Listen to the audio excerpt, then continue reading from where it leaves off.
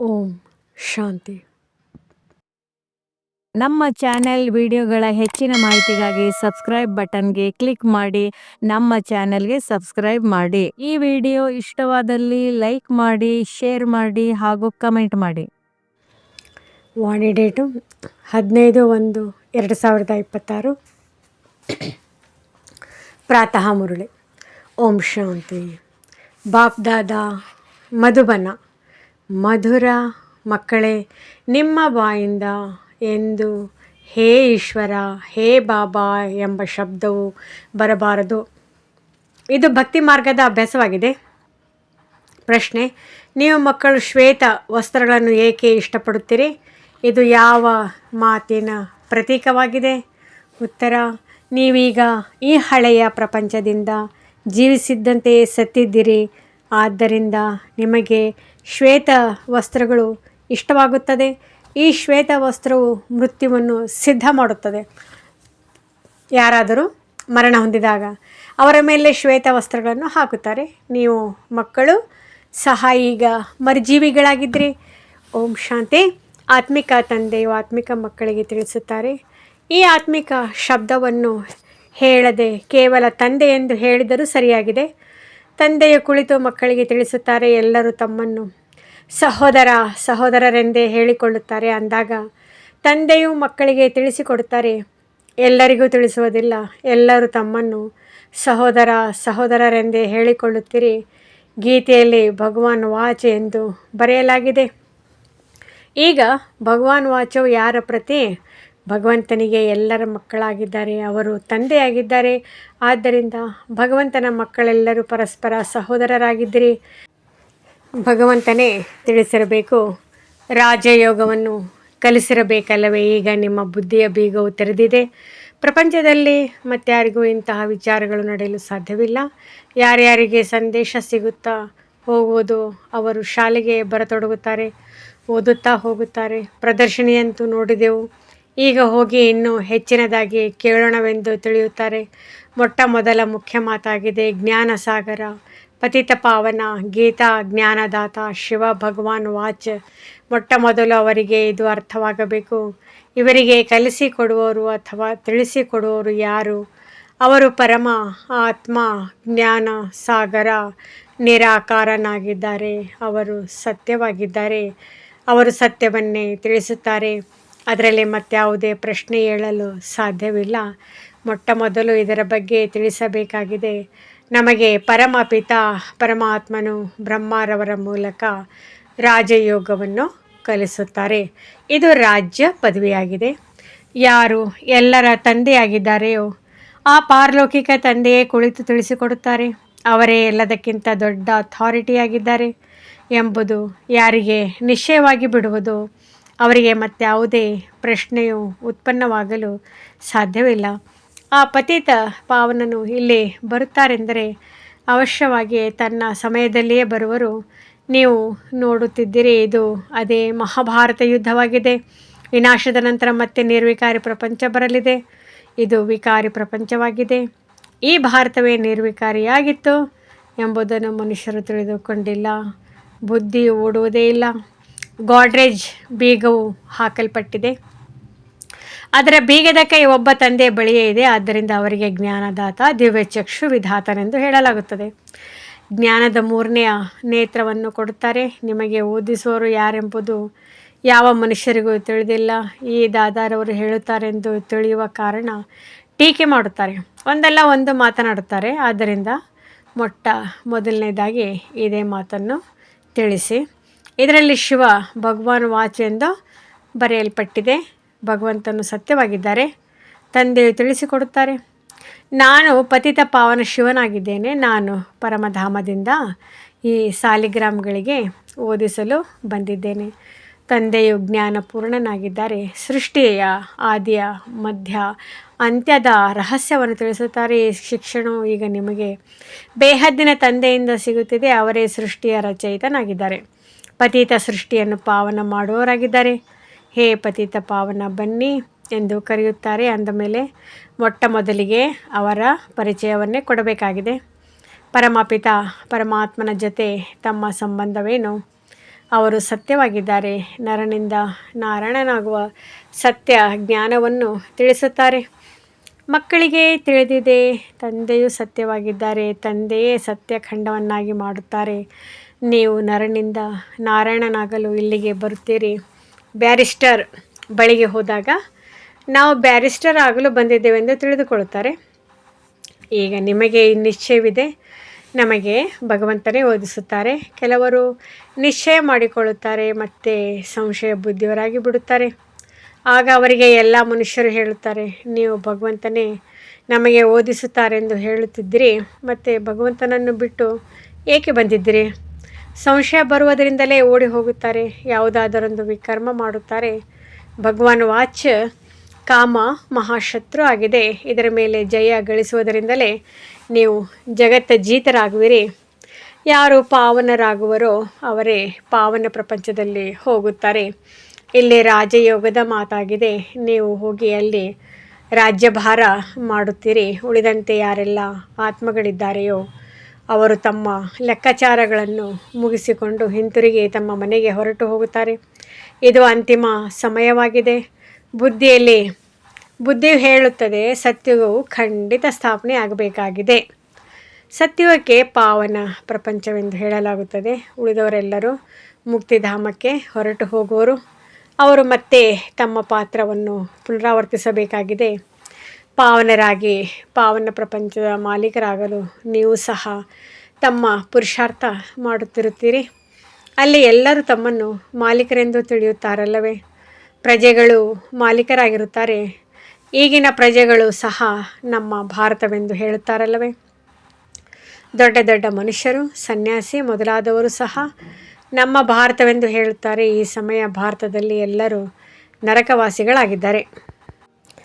ನಾವೀಗ ಸ್ವರ್ಗವಾಸಿಯಾಗಲು ಈ ರಾಜಯೋಗವನ್ನು ಕಲಿಯುತ್ತಿದ್ದೇವೆಂದು ನೀವು ತಿಳಿಯುತ್ತೀರಿ. ಎಲ್ಲರೂ ಸ್ವರ್ಗವಾಸಿಗಳಾಗುವುದಿಲ್ಲ. ಈ ಜ್ಞಾನವು ಈಗ ಬಂದಿದೆ. ಅವರೆಲ್ಲರೂ ಶಾಸ್ತ್ರ ಇತ್ಯಾದಿ ಏನೆಲ್ಲವನ್ನು ತಿಳಿಸುತ್ತಾರೆಯೋ ಅವರು ಶಾಸ್ತ್ರಗಳ ಅಥಾರಿಟಿ ಆಗಿದ್ದಾರೆ.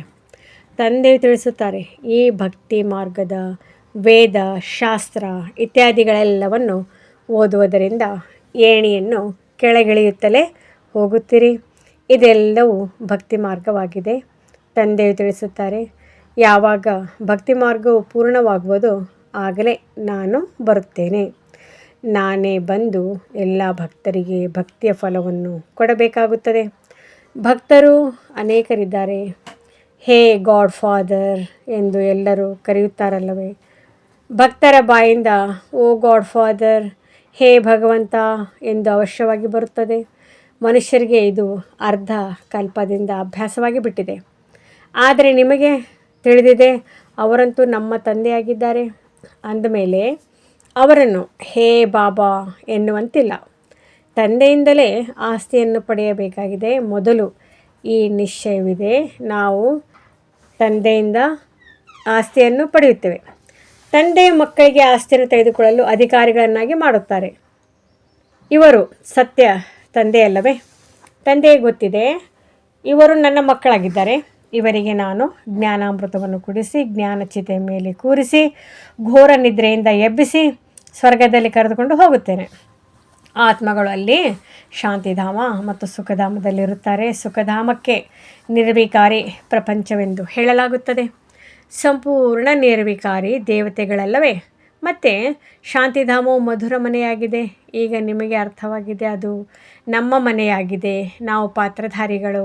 ಇಲ್ಲಿ ಪಾತ್ರವನ್ನು ಅಭಿನಯಿಸಲು ಆ ಶಾಂತಿಧಾಮದಿಂದ ಬರುತ್ತೇವೆ. ನಾವು ಆತ್ಮರು ಇಲ್ಲಿನ ನಿವಾಸಿಗಳಲ್ಲ. ಆ ಸ್ಥೂಲ ಪಾತ್ರಧಾರಿಗಳು ಇಲ್ಲಿಯ ನಿವಾಸಿಗಳಾಗಿರುತ್ತಾರೆ. ಕೇವಲ ಮನೆಯಿಂದ ಬಂದು ವಸ್ತ್ರವನ್ನು ಬದಲಾಯಿಸಿ ಪಾತ್ರವನ್ನು ಅಭಿನಯಿಸುತ್ತಾರೆ. ನೀವಂತೂ ತಿಳಿದುಕೊಂಡಿದ್ದೀರಿ, ನಮ್ಮ ಮನೆಯು ಶಾಂತಿಧಾಮವಾಗಿದೆ. ನಾವು ಮತ್ತೆ ಅಲ್ಲಿಗೆ ಹಿಂತಿರುಗಿ ಹೋಗುತ್ತೇವೆ. ಯಾವಾಗ ಎಲ್ಲ ಪಾತ್ರಧಾರಿಗಳು ಸ್ಟೇಜಿನ ಮೇಲೆ ಬಂದು ಬಿಡುವರೋ ಆಗ ತಂದೆಯು ಮತ್ತೆ ಎಲ್ಲರನ್ನು ಕರೆದುಕೊಂಡು ಹೋಗುತ್ತಾರೆ. ಆದ್ದರಿಂದ ಅವರಿಗೆ ಮುಕ್ತಿದಾತ ಮಾರ್ಗದರ್ಶಕನೆಂದು ಹೇಳಲಾಗುತ್ತದೆ. ದುಃಖಹರ್ತ ಸುಖಕರ್ತನಾಗಿದ್ದಾರೆ. ಅಂದಾಗ ಇಷ್ಟೆಲ್ಲ ಮನುಷ್ಯಾತ್ಮರು ಎಲ್ಲಿ ಹೋಗುವರು? ವಿಚಾರ ಮಾಡಿ. ಪತಿತ ಪಾವನನನ್ನು ಕರೆಯುತ್ತೀರಿ ಏತಕ್ಕಾಗಿ? ತಮ್ಮ ಮೃತ್ಯುವಿಗಾಗಿ ದುಃಖದ ಪ್ರಪಂಚದಲ್ಲಿರಲು ಇಷ್ಟವಿಲ್ಲ. ಆದ್ದರಿಂದ ಮನೆಗೆ ನಡೆಯಿರಿ ಎಂದು ತಂದೆಯು ಹೇಳುತ್ತಾರೆ. ಇವರೆಲ್ಲರೂ ಮುಕ್ತಿಯನ್ನೇ ಇಚ್ಛಿಸುವವರಾಗಿದ್ದಾರೆ. ಭಾರತದ ಪ್ರಾಚೀನ ರಾಜಯೋಗವು ಎಷ್ಟು ಪ್ರಸಿದ್ಧವಾಗಿದೆ. ಇದನ್ನು ಕಲಿಸಲು ವಿದೇಶಕ್ಕೂ ಹೋಗುತ್ತಾರೆ. ವಾಸ್ತವದಲ್ಲಿ ಹಠಯೋಗಿಗಳು ರಾಜಯೋಗವನ್ನು ಅರಿತುಕೊಂಡೇ ಇಲ್ಲ. ಅವರ ಯೋಗವೇ ತಪ್ಪಾಗಿದೆ. ಆದ್ದರಿಂದ ನೀವು ಹೋಗಿ ಸತ್ಯ ರಾಜಯೋಗವನ್ನು ಕಲಿಸಬೇಕಾಗಿದೆ. ಮನುಷ್ಯರು ಸನ್ಯಾಸಿಗಳ ಕಾವಿ ಬಟ್ಟೆಯನ್ನು ನೋಡಿ ಅವರಿಗೆ ಎಷ್ಟೊಂದು ಮಾನ್ಯತೆಯನ್ನು ಕೊಡುತ್ತಾರೆ. ಬೌದ್ಧ ಧರ್ಮದಲ್ಲಿಯೂ ಸನ್ಯಾಸಿಗಳು ಕಾವಿ ಧರಿಸಿರುವುದನ್ನು ನೋಡಿ ಅವರಿಗೆ ಗೌರವಿಸುತ್ತಾರೆ. ಸನ್ಯಾಸಿಗಳಂತೂ ನಂತರದಲ್ಲೇ ಆಗುತ್ತಾರೆ. ಬೌದ್ಧ ಧರ್ಮದಲ್ಲಿ ಆರಂಭದಲ್ಲಿ ಯಾರು ಸನ್ಯಾಸಿಗಳಿರುವುದಿಲ್ಲ. ಯಾವಾಗ ಪಾಪವು ಹೆಚ್ಚಾಗುವುದು ಆಗ ಬೌದ್ಧ ಧರ್ಮದಲ್ಲಿ ಸನ್ಯಾಸ ಧರ್ಮವು ಸ್ಥಾಪನೆಯಾಗುತ್ತದೆ. ಆರಂಭದಲ್ಲಂತೂ ಆ ಆತ್ಮರು ಮೇಲಿನಿಂದ ಬರುತ್ತಾರೆ. ಅವರ ಸಂಖ್ಯೆಯು ಹೆಚ್ಚಾಗುತ್ತದೆ. ಆರಂಭದಲ್ಲಿ ಸನ್ಯಾಸವನ್ನು ಕಲಿಸಿ ಏನು ಮಾಡಬೇಕು, ಆದ್ದರಿಂದ ನಂತರದಲ್ಲಿ ಸನ್ಯಾಸವಾಗುತ್ತದೆ. ಇದನ್ನು ಸಹ ಇಲ್ಲಿಂದ ಅವರು ಕಾಪಿ ಮಾಡುತ್ತಾರೆ. ಕ್ರಿಶ್ಚಿಯನ್ನರಲ್ಲಿಯೂ ಅನೇಕರು ಸನ್ಯಾಸಿಗಳಿಗೆ ಮಾನ್ಯತೆ ಕೊಡುತ್ತಾರೆ. ಕಾವಿ ವಸ್ತ್ರವು ಹಠಯೋಗಿಗಳದ್ದಾಗಿದೆ. ನೀವಂತೂ ಗೃಹಸ್ಥವನ್ನು ಬಿಡಬೇಕಾಗಿಲ್ಲ ಅಥವಾ ಯಾವುದೇ ಶ್ವೇತ ವಸ್ತ್ರಗಳನ್ನು ಧರಿಸಲೇಬೇಕೆಂಬ ಬಂಧನವಿಲ್ಲ. ಆದರೆ ಶ್ವೇತ ವಸ್ತ್ರವು ಒಳ್ಳೆಯದಾಗಿದೆ. ನೀವು ಬಟ್ಟೆಯಲ್ಲಿ ಇದ್ದೀರಿ. ಆದ್ದರಿಂದ ಈ ವಸ್ತ್ರವು ಬದಲಾವಣೆಯಾಗಿದೆ. ಇತ್ತೀಚೆಗೆ ಶ್ವೇತ ವಸ್ತ್ರಗಳನ್ನು ಬಹಳ ಇಷ್ಟಪಡುತ್ತಾರೆ. ಮನುಷ್ಯರು ಮರಣ ಹೊಂದಿದಾಗಲೂ ಶ್ವೇತ ಹೊದಿಕೆಯನ್ನು ಹೊದಿಸುತ್ತಾರೆ. ನೀವು ಸಹ ಈಗ ಮರಜೀವಿಗಳಾಗಿದ್ದೀರಿ. ಆದ್ದರಿಂದ ಶ್ವೇತ ವಸ್ತ್ರವು ಚೆನ್ನಾಗಿದೆ. ಮೊದಲಿಗೆ ಯಾರೇ ಬಂದರೂ ಸಹ ತಂದೆಯ ಪರಿಚಯ ಕೊಡಬೇಕಾಗಿದೆ. ಇಬ್ಬರು ತಂದೆಯವರಾಗಿದ್ದಾರೆ. ಈ ಮಾತುಗಳನ್ನು ತಿಳಿದುಕೊಳ್ಳುವುದರಲ್ಲಿ ಸಮಯ ತೆಗೆದುಕೊಳ್ಳುತ್ತಾರೆ. ಪ್ರದರ್ಶನಿಯಲ್ಲಿ ನೀವು ಎಷ್ಟೊಂದು ತಿಳಿಸಲು ಸಾಧ್ಯವಿಲ್ಲ. ಸತ್ಯುಗದಲ್ಲಿ ಒಬ್ಬರೇ ತಂದೆ ಇರುತ್ತಾರೆ. ಈ ಸಮಯದಲ್ಲಿ ನಿಮಗೆ 3 ತಂದೆಯವರಿದ್ದಾರೆ. ಏಕೆಂದರೆ ಪ್ರಜಾಪಿತ ಬ್ರಹ್ಮನ ತನುವಿನಲ್ಲಿ ಭಗವಂತನು ಬರುತ್ತಾರೆ. ಅಂದಾಗ ಅವರು ಸಹ ಎಲ್ಲರ ಅಲೌಕಿಕ ತಂದೆಯಾಗಿದ್ದಾರೆ. ಲೌಕಿಕ ತಂದೆಯೂ ಇದ್ದಾರೆ. ಒಳ್ಳೆಯದು. ಈಗ 3 ತಂದೆಯವರಲ್ಲಿ ಅತಿ ಶ್ರೇಷ್ಠ ಆಸ್ತಿ ಯಾರದ್ದಾಗಿದೆ? ನಿರಾಕಾರ ತಂದೆಯು ಆಸ್ತಿಯನ್ನು ಹೇಗೆ ಕೊಡುವುದು? ಇದಕ್ಕೆ ಅವರು ಬ್ರಹ್ಮನ ಮೂಲಕ ಎಂದು ಹೇಳುತ್ತಾರೆ. ಆದ್ದರಿಂದ ಈ ಚಿತ್ರದಲ್ಲಿ ನೀವು ಬಹಳ ಚೆನ್ನಾಗಿ ತಿಳಿಸಬಲ್ಲಿರಿ. ಶಿವ ತಂದೆಯು ನಿರಾಕಾರನಾಗಿದ್ದಾರೆ ಮತ್ತು ಇವರು ಪ್ರಜಾಪಿತನಾಗಿದ್ದಾರೆ. ಬ್ರಹ್ಮನು ಆದಿದೇವ, ಗ್ರೇಟ್ ಗ್ರ್ಯಾಂಡ್ ಫಾದರ್ ಆಗಿದ್ದಾರೆ. ತಂದೆ ತಿಳಿಸುತ್ತಾರೆ, ನಾನು ಶಿವನಿಗೆ ನೀವು ಗ್ರೇಟ್ ಗ್ರ್ಯಾಂಡ್ ಫಾದರ್ ಎಂದು ಹೇಳುವುದಿಲ್ಲ. ನಾನು ಎಲ್ಲರ ತಂದೆಯಾಗಿದ್ದೇನೆ. ಇವರು ಪ್ರಜಾಪಿತ ಬ್ರಹ್ಮನಾಗಿದ್ದಾರೆ. ನೀವೆಲ್ಲರೂ ಸಹೋದರ ಸಹೋದರಿಯರಾಗಿದ್ದೀರಿ. ಭಲೆ ಸ್ತ್ರೀ ಪುರುಷರಿದ್ದಾರೆ, ಆದರೆ ಬುದ್ಧಿಯಿಂದ ತಿಳಿದಿದೆ ನಾವು ಸಹೋದರ ಸಹೋದರಿಯರಾಗಿದ್ದೇವೆ. ತಂದೆಯಿಂದ ಆಸ್ತಿಯನ್ನು ಪಡೆಯುತ್ತೇವೆ. ಸಹೋದರ ಸಹೋದರಿಯರ ನಡುವೆ ವಿಕಾರ ದೃಷ್ಟಿ ಇರಲು ಸಾಧ್ಯವಿಲ್ಲ. ಒಂದು ವೇಳೆ ಇಬ್ಬರ ನಡುವೆ ವಿಕಾರಿ ದೃಷ್ಟಿಯು ಸೆಳೆಯುತ್ತದೆ ಅಂದರೆ ಅಂಥವರು ಬಿದ್ದು ಹೋಗುತ್ತಾರೆ, ತಂದೆಯನ್ನೇ ಮರೆತು ಹೋಗುತ್ತಾರೆ. ತಂದೆಯು ತಿಳಿಸುತ್ತಾರೆ, ನೀವು ನನ್ನ ಮಕ್ಕಳಾಗಿಯೂ ಮತ್ತೆ ಮುಖ ಕಪ್ಪು ಏಕೆ ಮಾಡಿಕೊಳ್ಳುತ್ತೀರಿ?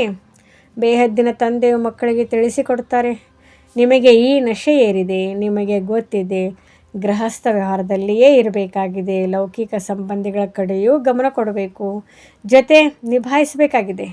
ಲೌಕಿಕ ತಂದೆಯನ್ನಂತೂ ನೀವು ತಂದೆ ಎಂದು ಹೇಳುತ್ತೀರಲ್ಲವೇ, ಅವರನ್ನು ನೀವು ಸಹೋದರನೆಂದು ಹೇಳುವಂತಿಲ್ಲ. ಸಾಮಾನ್ಯವಾಗಿ ತಂದೆಯನ್ನು ತಂದೆ ಎಂದೇ ಹೇಳುತ್ತಾರೆ. ಬುದ್ಧಿಯಲ್ಲಿದೆ, ಇವರು ನಮ್ಮ ಲೌಕಿಕ ತಂದೆಯಾಗಿದ್ದಾರೆ ಎಂದು ಜ್ಞಾನವಂತೂ ಇದೆಯಲ್ಲವೇ. ಈ ಜ್ಞಾನವು ಬಹಳ ವಿಚಿತ್ರವಾಗಿದೆ. ಇತ್ತೀಚೆಗೆ ಬಹಳ ಮಂದಿ ಹೆಸರಿಟ್ಟು ಕರೆಯುತ್ತಾರೆ. ಆದರೆ ಯಾರಾದರೂ ಹೊಸಬರು ಹೊರಗಿನ ವ್ಯಕ್ತಿಗಳ ಮುಂದೆ ನೀವು ಸಹೋದರನೆಂದು ಕರೆದಾಗ ಇವರ ತಲೆ ಕೆಟ್ಟಿದೆ ಎಂದು ಅವರು ತಿಳಿದುಕೊಳ್ಳುತ್ತಾರೆ. ಇದರಲ್ಲಿ ಬಹಳ ಯುಕ್ತಿ ಬೇಕು. ನಿಮ್ಮದು ಗುಪ್ತ ಜ್ಞಾನ, ಗುಪ್ತ ಸಂಬಂಧವಾಗಿದೆ. ಇದರಲ್ಲಿ ಬಹಳ ಯುಕ್ತಿಯಿಂದ ನಡೆದುಕೊಳ್ಳಬೇಕಾಗಿದೆ. ಆದರೆ ಒಬ್ಬರು ಇನ್ನೊಬ್ಬರಿಗೆ ಗೌರವ ಕೊಡುವುದು ಒಳ್ಳೆಯದಾಗಿದೆ. ಲೌಕಿಕದೊಂದಿಗೂ ಸಂಬಂಧವನ್ನು ನಿಭಾಯಿಸಬೇಕಾಗಿದೆ. ಆದರೆ ಬುದ್ಧಿಯು ಮೇಲೆ ಹೋಗಬೇಕು. ನಾವು ತಂದೆಯಿಂದ ಆಸ್ತಿಯನ್ನು ತೆಗೆದುಕೊಳ್ಳುತ್ತಿದ್ದೇವೆ, ಇದು ಸ್ಮೃತಿಯಲ್ಲಿರಲಿ.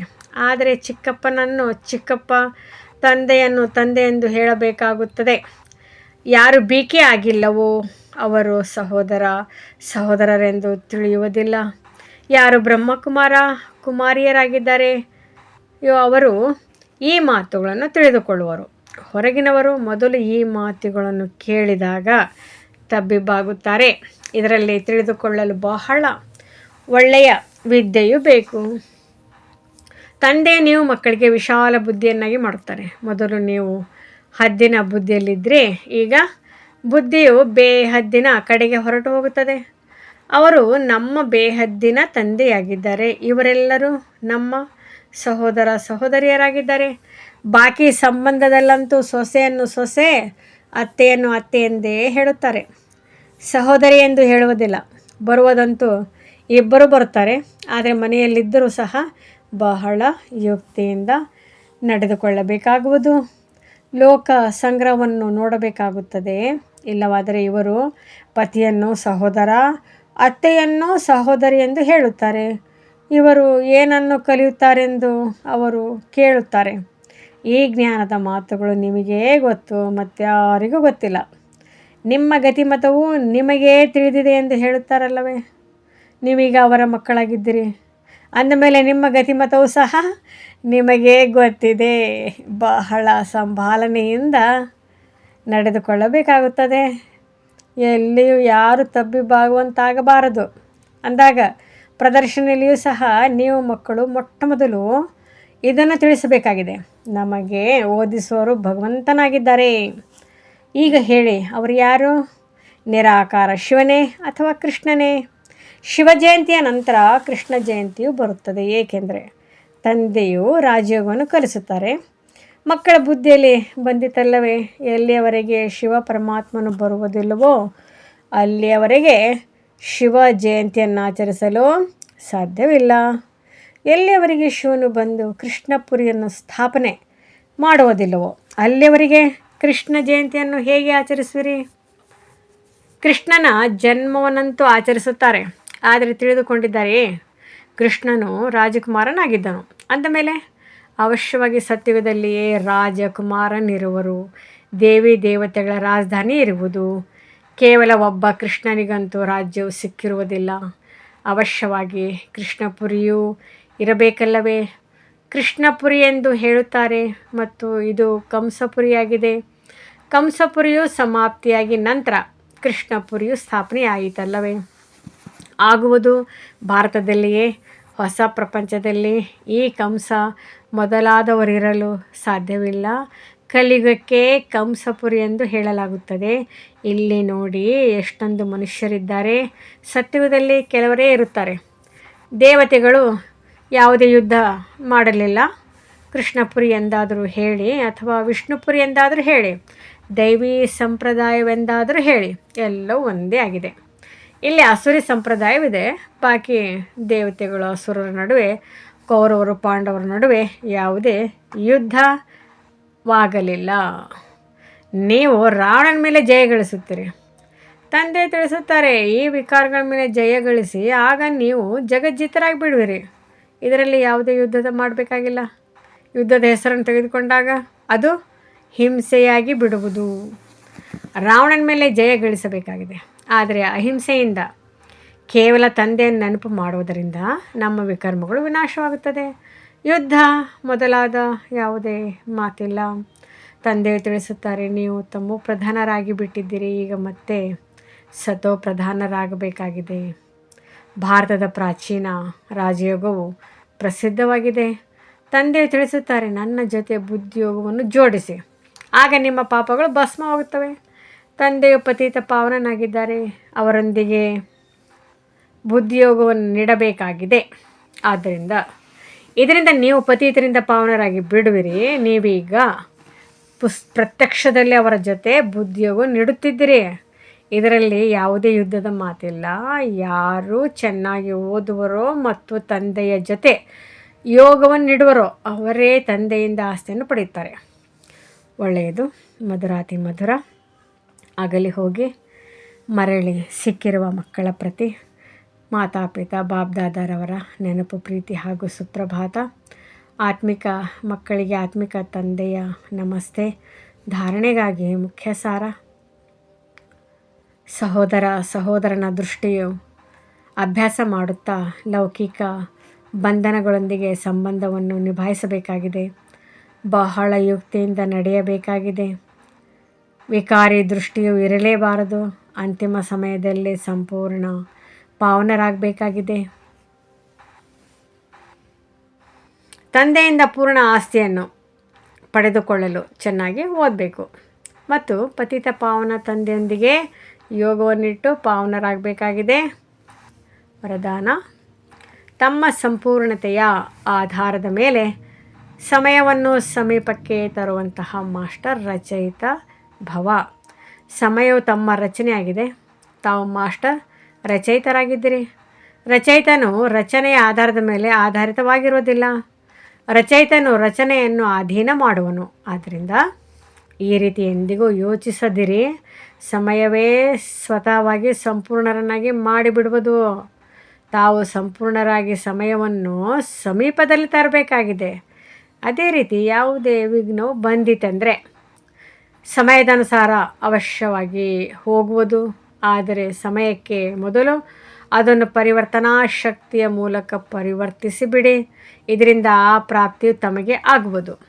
ಸಮಯದ ಆಧಾರದ ಮೇಲೆ ಪರಿವರ್ತನೆ ಮಾಡಿದರೆಂದರೆ ಅದರ ಪ್ರಾಪ್ತಿ ತಮಗಾಗುವುದಿಲ್ಲ. ಸ್ಲೋಗನ್: ಕರ್ಮ ಮತ್ತು ಯೋಗದ ಸಮತೋಲನ ಇಡುವವರೇ ಸತ್ಯ ಕರ್ಮಯೋಗಿ ಆಗಿದ್ದಾರೆ. ಅವ್ಯಕ್ತ ಸೂಚನೆಗಳು: ಈ ಅವ್ಯಕ್ತ ಮಾಸದಲ್ಲಿ ಬಂಧನ ಮುಕ್ತರಾಗಿ ಜೀವನ ಮುಕ್ತ ಸ್ಥಿತಿ ಅನುಭವ ಮಾಡಿರಿ. ಎಲ್ಲಿಯವರೆಗೆ ಕರ್ಮೇಂದ್ರಿಯಗಳ ಆಧಾರವಿರುವುದೋ ಅಲ್ಲಿಯವರೆಗೆ ಕರ್ಮವನ್ನು ಮಾಡಲೇಬೇಕು. ಆದರೆ ಅದು ಕರ್ಮ ಬಂಧನ ಅಲ್ಲ, ಕರ್ಮ ಸಂಬಂಧ. ಜೀವನ್ಮುಕ್ತ ಸ್ಥಿತಿ ಅಂದರೆ ಯಶಸ್ಸು ಮತ್ತು ಕರ್ಮದ ಹೊರೆ ಇಲ್ಲ. ಯಾರು ಮುಕ್ತರೋ ಅವರು ಸದಾ ಸಫಲತಾ ಮೂರ್ತಿಯಾಗಿರುತ್ತಾರೆ. ಜೀವನ್ಮುಕ್ತ ಆತ್ಮ ಸದಾ ನಶೆಯಿಂದ ಹೇಳುತ್ತದೆ, ವಿಜಯ ನಿಶ್ಚಿತವಾಗಿದೆ. ಯಶಸ್ಸು ನಮ್ಮ ಜನ್ಮಸಿದ್ಧ ಅಧಿಕಾರವಾಗಿದೆ. ಓಂ ಶಾಂತಿ. ಈ ಮುರಳಿ ತಮಗೆ ಇಷ್ಟವಾದಲ್ಲಿ ಹೆಚ್ಚಿನ ಮುರಳಿಗಳ ಮಾಹಿತಿಗಾಗಿ ನಮ್ಮ ಚಾನಲ್ಗೆ ಸಬ್ಸ್ಕ್ರೈಬ್ ಮಾಡಿ. ತಮಗೆ ವಿಡಿಯೋ ನೋಟಿಫಿಕೇಷನ್ ಸಿಗ್ತಾ ಇರುವುದು. ಧನ್ಯವಾದಗಳು.